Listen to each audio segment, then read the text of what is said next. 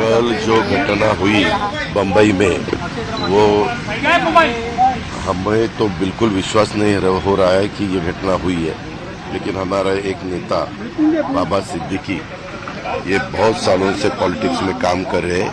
यहाँ बम्बई में उन्होंने कॉरपोरेटर के नाते भी शुरू में काम किया 10 साल, और उसके बाद कांग्रेस के एक एमएलए के नाते भी उन्होंने 99, 2004, 2009 ऐसे 3 टर्म वो चुनाव जीत के आए। बहुत अच्छा असेंबली में भी उनका काम था, मैंने खुद देखा। मिनिस्ट्री में भी वो थे, मिनिस्ट्री में भी उनका काम बहुत अच्छा होता था।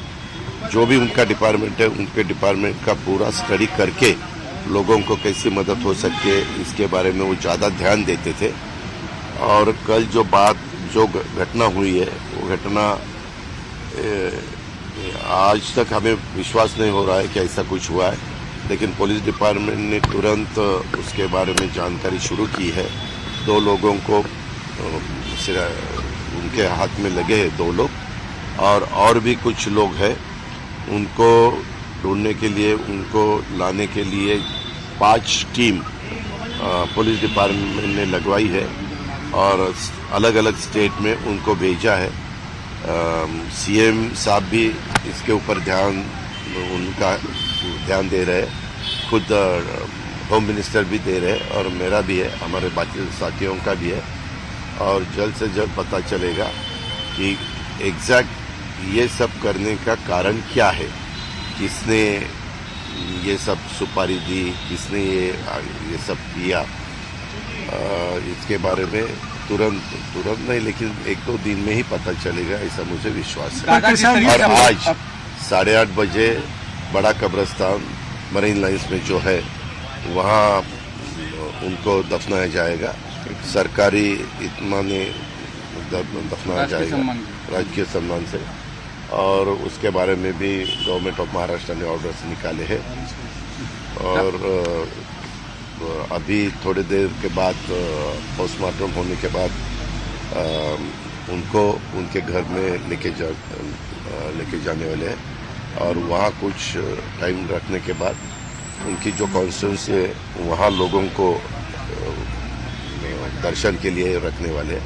और फिर बाद में रात को 8:30 बजे ये सब उनके दफनाने की पूरी ये हो जाएगा। दादा, अपोजिशन लीडर यहाँ आए थे, उन्होंने कहा कि कानून व्यवस्था फेल हो चुकी है, अब पूरे महाराष्ट्र में सबको बुलेट प्रूफ जैकेट दे देना चाहिए क्योंकि सरकार और ये सब फेल है और सबको इस्तीफा देना चाहिए। देखो, वो तो बोलेंगे ही बोलेंगे, ये ऐसा बिल्कुल नहीं होना चाहिए था।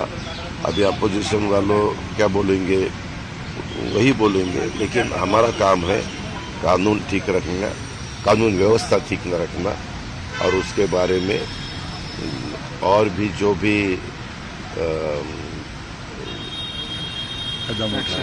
ये हमारे chief minister, deputy chief minister कल रात को खुद आए थे। मुझे पता चला क्योंकि कल मैं पूना में था, मैं सुबह यहाँ पहुँचा।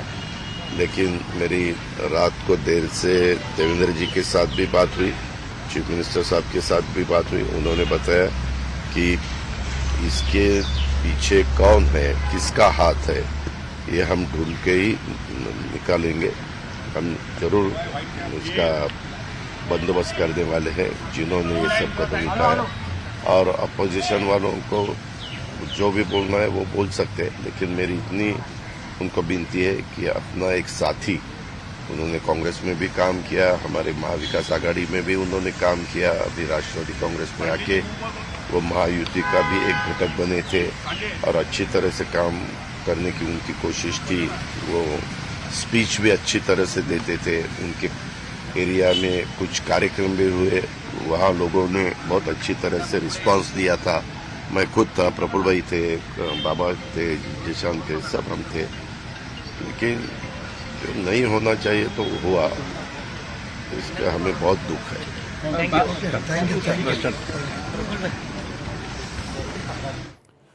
तो अजीत पवार को आप